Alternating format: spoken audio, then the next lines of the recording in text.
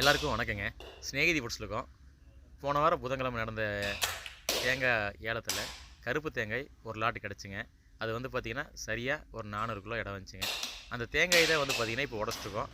உடைக்கிறக்கு அப்பாவும் வந்துட்டார் வீட்டிலேருந்து, வேலை இருக்கிறதுனால இப்போ நாங்கள் 3 பேர் உடச்சிட்ருக்கோங்க தேங்காய். ஏன்னா வியாழன் வெள்ளி நேற்று முந்தா நேற்றுங்க 2 நாள் வந்து பார்த்திங்கன்னா கிளைமேட் வந்து மோடமாக இருந்துச்சு, புயலாக இருந்துச்சு, மழை தூறல் வந்துச்சுங்க.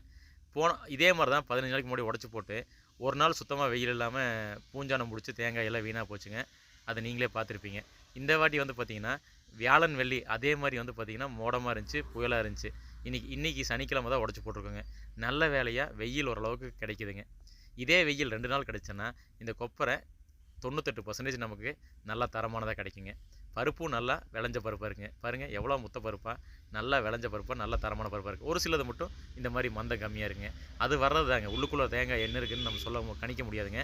அதே மாதிரி நல்லா முத்தின காயாக 100% முத்தின காயாக நம்ம உடச்சி போட்டோம்னா நல்லா தேங்காய் தொட்டியை விட்டு பருப்பு பிரிஞ்சு வரும்.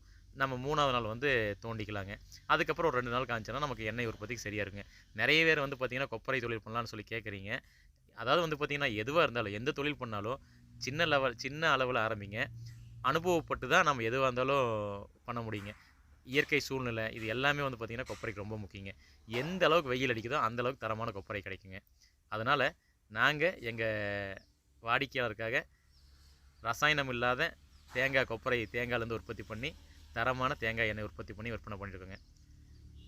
ஆதரவு தர எல்லாத்துக்கும் நன்றிங்க. ஆரோக்கியமான பொருள் சாப்பிடுங்க, ஆரோக்கியமாக இருங்க. நன்றி.